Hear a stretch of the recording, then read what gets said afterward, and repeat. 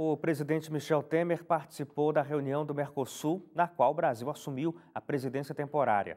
Na ocasião, acordos importantes para a economia brasileira foram assinados. O Brasil assumiu a presidência temporária do Mercosul. A reunião dos chefes de Estado foi realizada na Argentina. A situação política da Venezuela foi um dos destaques das reuniões. É claro que as nossas palavras de preocupação com o povo venezuelano levam a um primeiro consenso, a de que nós esperamos fortemente que haja um diálogo muito produtivo entre a oposição e o governo, de modo que haja uma pacificação interna na Venezuela. Na reunião, o presidente também destacou que o Brasil vai buscar novos mercados. Lançaremos também sobre a Ásia um novo olhar. Maior aproximação com parceiros asiáticos será outra vertente da presidência brasileira. Já temos mantido diálogo produtivo com o Japão, com a Coreia do Sul, com a Índia e com países da Associação de Nações do Sudeste Asiático. Estaremos, portanto, empenhados nessas frentes. Após a fotografia oficial, os chefes de Estado participaram de um almoço. Os chefes de Estado também confirmaram o Acordo de Paris sobre mudanças climáticas. O ministro da Fazenda, Henrique Meirelles, esteve na reunião e destacou a recuperação da economia brasileira. A ideia, basicamente, é continuarmos o projeto de integração comercial, integração cultural, política e também iniciar digamos, a consolidação dos tratados bilaterais entre blocos, por exemplo, com a União Europeia, e também abrir discussões com outras áreas, a Aliança Transpacífica, na Ásia, países asiáticos, também resumo. O Mercosul está cada vez mais aberto à integração comercial e uma maior integração entre os países.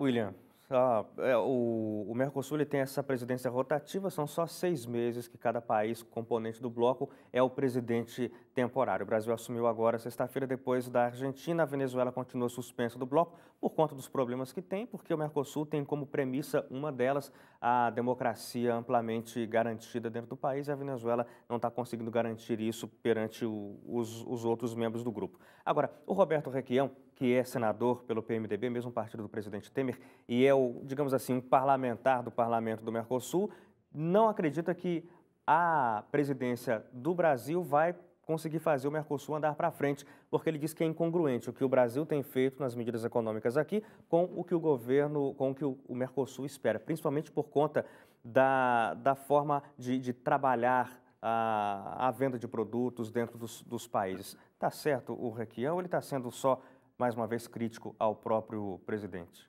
Acho que é um mesclar das duas questões aí. Eu acho que ele está relativamente certo, porque até se o Temer não está conseguindo nem gerir a crise política interna, que dirá a crise política da América do Sul, né? E também tem um outro fator também, até interessante, que o ministro Henrique Meirelles, ele deu uma pausa para poder falar no trâmite com a União Europeia, porque os eurodeputados, né, lá, eles manifestaram um um cancelamento das tratativas entre Mercosul e União Europeia decorrente da crise política no Brasil. Ou seja, é uma situação, o mercado comum europeu é importantíssimo, uma porta de entrada e de demanda de produtos. Perdão. Mas o que acontece? Nós vemos uma situação na qual nós temos uma crise política na América Latina, né, na América do Sul principalmente. Não só a questão da Venezuela, a crise política no Brasil, a crise política que o Macri está vivendo também na Argentina. Então, são situações que também destoam da prática e do discurso, principalmente do Temer e do Macri, no qual buscava uma relação mais próxima com os Estados Unidos, na época Obama, né?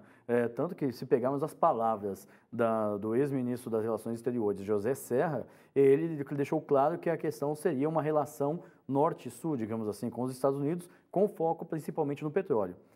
E não é diferente do atual ministro Aloysio Nunes, né, que ocupa o cargo dele. A questão aqui, com a mudança do governo americano, mudou a intenção também da relação exterior com a América do Sul dos Estados Unidos, né, por parte dos Estados Unidos. E o Brasil, obviamente, por ser o maior país, sofre com isso. Então, essa mudança de relação faz com que se faça necessário repensar o Mercosul e repensar a relação bilateral e não mais uma relação de bilateral de blocos, e não somente entre países. A União Europeia está passando por essa situação de mudança do Brexit, né? A França rediscutiu isso daí, quase a Le Pen ganhou. Sim. Mas o que nós vemos é que na América do Sul ainda tem uma situação de crise política, né, onde os governos não estão sendo totalmente aceitos, né? Então isso precisa de melhorar uma relação e rever essa situação. Agora, discutir uma situação, se o Brasil vai conseguir levar com a crise política que tem, é uma questão bastante preocupante. Dá para fazer uma análise sucinta, William, sobre a importância e a força do Mercosul hoje? Sucinta é difícil, mas vou tentar. O Mercosul é importante porque ele tem um poder, principalmente os países olham para o Brasil e para a América do Sul como um todo, o Mercosul especificamente, como uma planta produtiva muito interessante, decorrente de baixos salários e também de investimentos em outras áreas. Energia renovável, por exemplo, os países estão olhando muito forte para cá, e especialmente para o Brasil. Sim. Então o Brasil é uma fonte, e o Mercosul como um todo, é uma fonte de novos negócios. Então interessa muito para a Ásia e também para os Estados Unidos. Ok.